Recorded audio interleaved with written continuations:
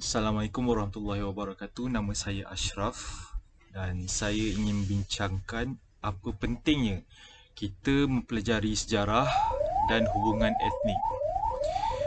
Adalah tidak pelik bagi saya jika soalan ini tidak dapat dijawab oleh mana-mana pelajar yang diwajibkan mengambil subjek hubungan etnik di kolej atau universiti. Ini tujuan yang sama-sama ini uh, sama ada mempelajari sejarah, salah silah, sosio budaya dan pelbagai lagi ciri-ciri setiap etnik yang wujud di Malaysia ini pada mendapat peribadi saya bukan hanya untuk kita lulus di kertas sahaja. Ingin saya huraikan mengikut pendapat peribadi saya sendiri apakah pentingnya kita memahami dan mempelajari sejarah dan hubungan etnik di Malaysia ini. Yang pertama, mempelajari sejarah dapat meningkatkan jati diri kita daripada sejarah bangsa kita sendiri. Bangsa Melayu contohnya dikenali sebagai bangsa yang mundur, malu dan malas. Tetapi satu masa dahulu telah wujud kerajaan-kerajaan Melayu yang hebat-hebat seperti Kerajaan Kedah Tua, Sriwijaya, uh, Langkah Sukar dan juga yang paling masyhur sekali Kerajaan Melayu Melaka. Dan dalam kerajaan-kerajaan Melayu ini terdapat teknologi-teknologi dan tenaga-tenaga mahir yang telah pun mencipta teknologi-teknologi senjata api yang sangat hebat. Mungkin kita tidak dapat banyak input ataupun info, tetapi banyak tulisan-tulisan sejarah daripada sumber-sumber luar yang telah menyatakan pada antara abad 15 ke abad 20, orang-orang Melayu ataupun orang-orang dari Nusantara telah pun mahir dalam pembikinan senjata api seperti meriam, rentaka, istinggar dan terakul. Sekiranya tuan-tuan tak tahu apa yang saya sebut, sila search di Google. Tuan-tuan akan lihat sendiri senjata-senjata api yang hebat yang ada ciri-ciri kemelayuan. Juga kita pada suatu masa dahulu, bangsa Melayu itu sendiri telah pun mahir dalam bidang pelayaran laut. Uh, Ramai yang tidak menyedari bahawa Ferdinand Magellan, satu watak ataupun individu yang dikatakan telah berjaya mengelilingi satu dunia, tidak ramai tidak menyedari fakta bahawa pelayaran beliau mengelilingi dunia adalah dibantu oleh seseorang yang kita panggil sebagai awang hitam, ataupun di dalam bahasa Sepanyolnya ditulis sebagai Enrique dan di dalam bahasa Inggeris ditulis sebagai Henry the Black. Dengan watak awang hitam ini telah menunjukkan bahawa bangsa yang berasal dari Nusantara telah lama mahir dalam selok-belok bidang kelautan dan pelayaran. Yang kedua, tuan-tuan, dengan mempelajari sejarah, kepercayaan, sosio-budaya, linguistik dan ciri-ciri lain setiap etnik di negara kita ni, kita akan saling menghormati dan memahami antara satu sama lain. Lalu kita boleh mencapai satu keamanan dan kestabilan dalam masyarakat kita. Mungkin sukar untuk kita hadamkan, tapi kita perlu akui yang terdapat segelintir di dalam masyarakat kita yang telah pudar rasa hormat mereka antara sesama kita. Cacian, sindiran, tuan-tuan boleh lihat sendiri dalam media sosial.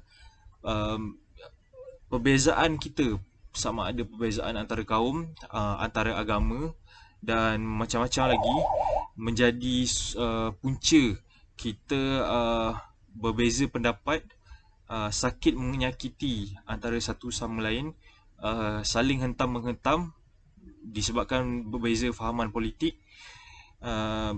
Apa gunanya, tuan-tuan dan puan-puan? Kita semua lahir di bumi yang sama, di tanah yang sama. Seharusnya kita jaga keamanan dan kestabilan di negara kita ini.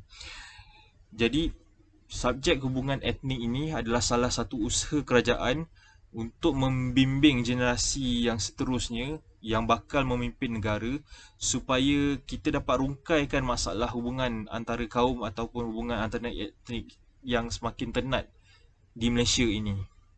Yang ketiga, sekiranya kita mengkaji hubungan etnik di luar negara, kita akan lebih rasa bersyukur dan kita akan terus cuba mengelakkan perbalahan atau perusuhan antara kaum.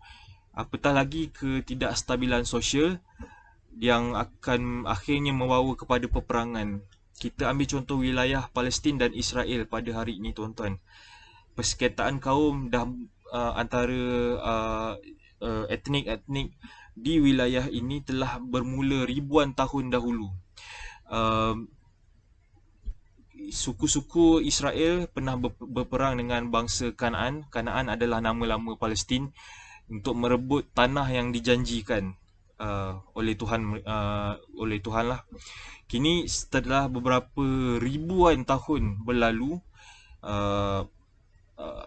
orang-orang di etnik-etnik di sana telah mengalami proses Arabisasi dan telah menerima cahaya Islam. Dan bangsa ataupun suku-suku Israel telah pun berperang sekian lama dan mengalami proses diaspora ke seluruh Eropah dan pelbagai lagi tempat di dunia ini. Lalu sekarang mereka kembali semula ke tanah asal mereka, dan dan tanah ini masih lagi dalam kemelut yang berpanjangan. Mempertahankan tanah yang dituntut oleh masing-masing, kononnya hak mutlak masing-masing yang oleh Arab Israel pada hari ini tidak berkesudahan. Adakah kita nak jadi macam mereka? Adakah kita akan terus menerus bersengketa, menumpahkan darah seperti mereka? Tentu sekali tidak. Integrasi dan perpaduan kaum adalah tunjang keamanan dan kemakmuran bagi sebuah masyarakat majmuk. Dalam negara kita, Malaysia misalnya, sekiranya kita terus-menerus menekankan pada kekurangan ataupun perbezaan antara kita, antara etnik, antara kaum, antara agama, antara pandangan politik dan sebagainya, tentu hanya perkara buruk yang kita dapat lihat. Lalu ia akan membawa pada persengketaan. Serba satu ketidakstabilan boleh wujud dalam keadaan ini. Ketidakstabilan masyarakat, ketidakstabilan politik, ekonomi, sosial, pembangunan dan macam-macam lagi. Bagaimana negara kita, bagaimana Malaysia hendak maju. Jadi, rapatkan kembali jurang kita. Tekankan persamaan antara kita. Kita semua manusia, kita semua lahir di tempat yang sama, di Malaysia, di tanah yang sama, tanah yang kita sepatutnya majukan, tanah yang sepatutnya kita banggakan, diperhebatkan lagi di pesada dunia. Jadi, berbaloikah sekiranya ada persengketaan antara kita yang akibatnya perbalahan, jatuhnya taraf sosial kita di pesada dunia, berlaku darurat politik, kemelesetan ekonomi, pertumpahan darah dan sebagainya. Saya sayang negara saya, bagaimana pula dengan anda? Itu saja daripada saya. Terima kasih.